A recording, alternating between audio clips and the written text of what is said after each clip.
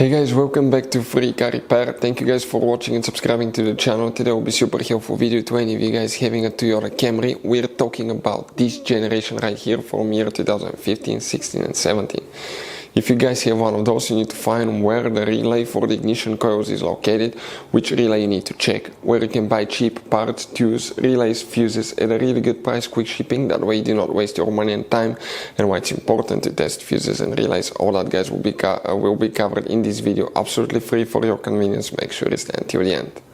So before we start, let us tell you a little bit about us guys.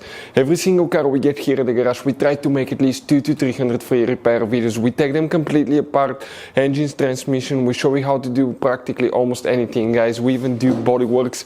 We have more than 12,000 free repair videos on our channels that can save you thousands of dollars in future repairs. Now on Toyota Camry guys, if you have that generation, we'll be making a video for every single fuse, every single relay. Why we do all that? Due to the fact that if you're in the middle of nowhere, you need to find where your fuel pump fuse is located because your car cannot start. You can just watch that video, 1-2 minutes, you replace that fuse, that relay, you're back on the road and you're back in business guys, because otherwise if you don't have your service manual, it could be really complicated. Sometimes it's hard to find. There is abbreviations that most people do not know, so we try to make it really convenient for you. Another thing guys, if you need to buy parts, tools, fuses, relays, okay, you see that you have all these different kinds of fuses guys, okay, you have different kinds of relays, you have these special fuses by the way that look like this one here. Check this thing out. We will put the links in the description of the video below where you can get them at a good price, quick shipping, that way you do not waste your money and time. So let's start on it now. So the ignition coils relay, where it's located guys, okay, let's talk about that now. You have 2017 Toyota Camry. You have two fuse boxes guys. The first one is on the driver's side.